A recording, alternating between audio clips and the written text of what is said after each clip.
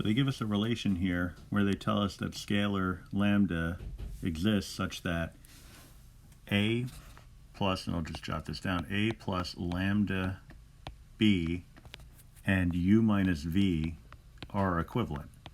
All right, so through direct substitution, I use some other highlights here because I already used one of them. I can replace the a with a 4 plus 5v and the b with a u plus 2v. All right, so 4 plus 5v,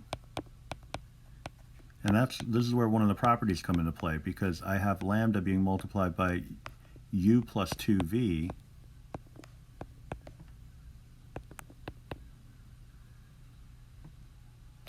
almost wrote the same thing again, u minus v would be the right hand side. And so what we can do next is apply this scalar multiple property associated with vector addition. All right, so it distributes just as it would in an ordinary algebra class. So 4 plus 5v plus lambda u plus 2 lambda v would be equal to u minus v.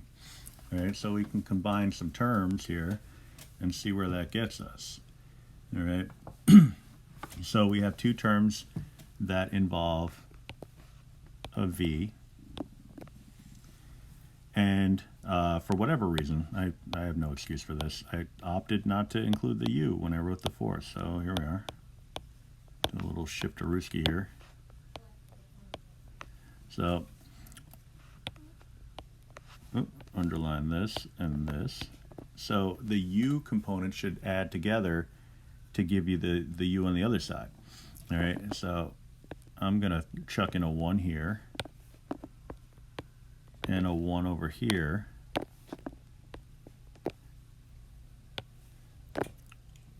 And so I can say 4 plus lambda should be equal to 1.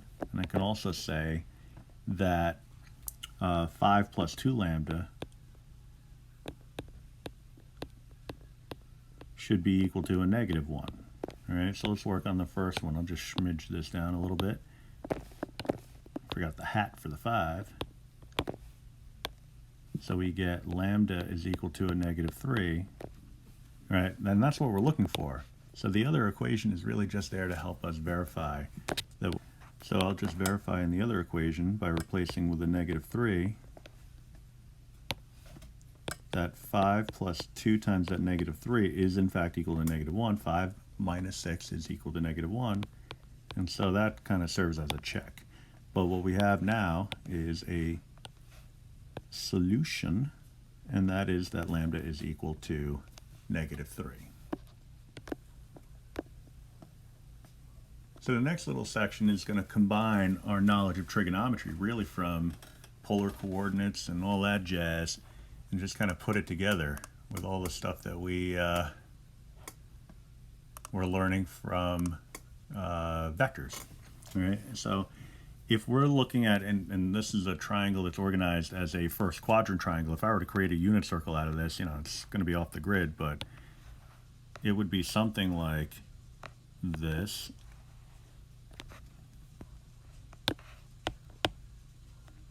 You know, this would be the first quadrant.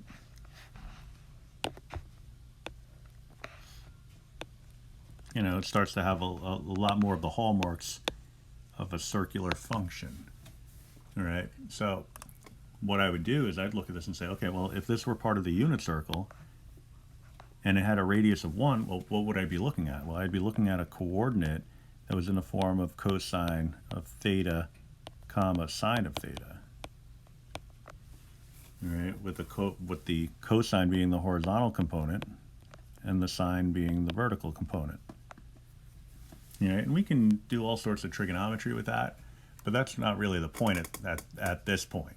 All right, what we can say though is that this vector has components.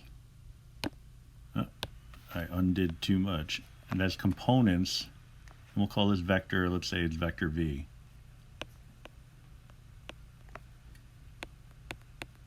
Of cosine theta, comma, sine of theta.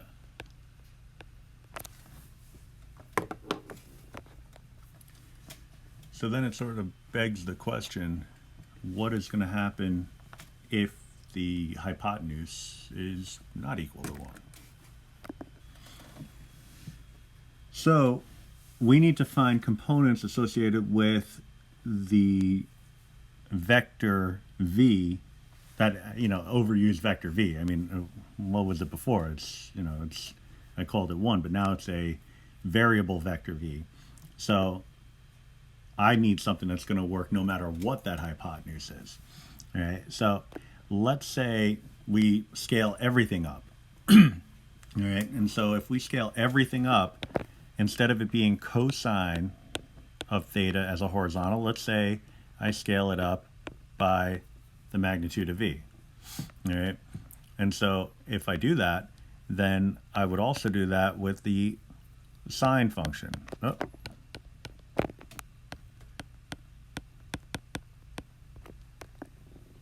All right, so I scaled up each component. All right, so instead of having a 1 as the hypotenuse, times a 1, I multiplied by the magnitude of v. Instead of having a sine, I multiplied by the magnitude of v. If I underline everything, it's like I'm underlining nothing, so I'm just going to stop. All right, so if I carry out this process, a couple of things are going to happen. But first, let's make sure that this process is going to hold water. I mean, if I need to make sure that this is legit. All right, so we know the Pythagorean theorem is something that is ironclad as a true statement. So if I take the two sides, the two legs,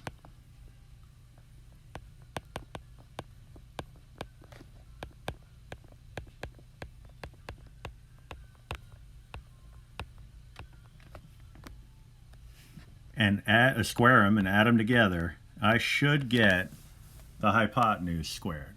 All right, well, we'll see. So this would be magnitude of v squared sine squared plus the magnitude of v squared cosine squared. Now I have a common, GCF, old school algebra, right? I have a common magnitude of v squared, so let's factor that out. And you say, maybe, I don't know. Well, you say, no, it doesn't work. You failed. And I say, well, whoa, hold on, time out. Sine squared plus cosine squared, that's a Pythagorean identity. That's equal to 1. So I have the magnitude of v squared is equal to c squared, so the hypotenuse would be equal to the magnitude of v. So this checks out. So that was a legitimate move. So what that tells me is that for any v,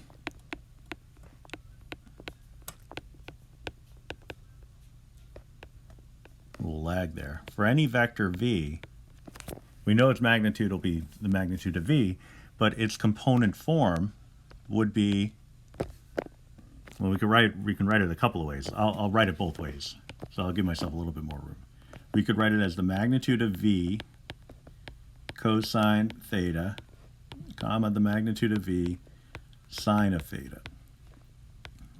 All right, but then going back to this relationship, the idea that we can distribute through a scalar to a vector sum, right?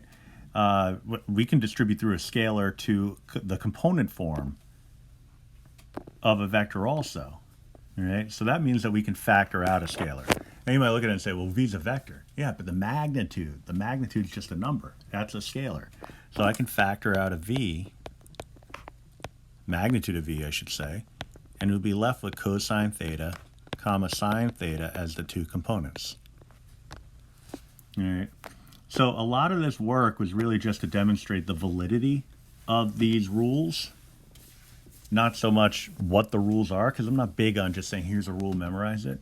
It's more like, this is why the rule works. All right. So for number one, now we just apply rules, and you say, well, why'd you do all this work? Well, hopefully to develop a deeper understanding. So find the component form of a vector with a magnitude of 4 that forms an angle of negative 45 degrees with the x-axis. All right, so I'm going to use this variation of the rule, because that's the cleanest form. You know, the other one looks simpler, but this one's actually cleaner because it's one-stop shopping. All right, I got my magnitude, cosine negative 45.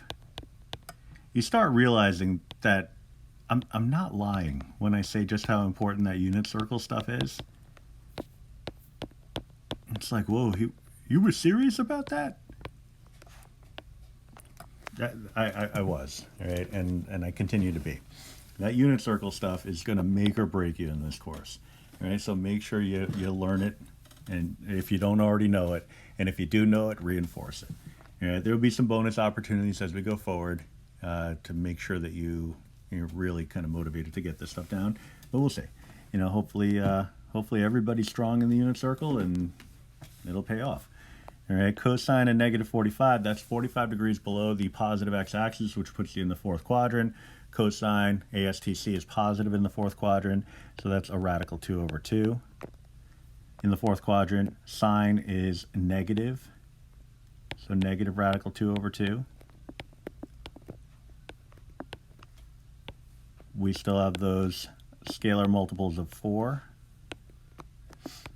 So we're looking at something that looks very much like when we were converting earlier in this this prerequisite unit, believe it or not, when we were converting from rectangular to polar form. Very similar stuff.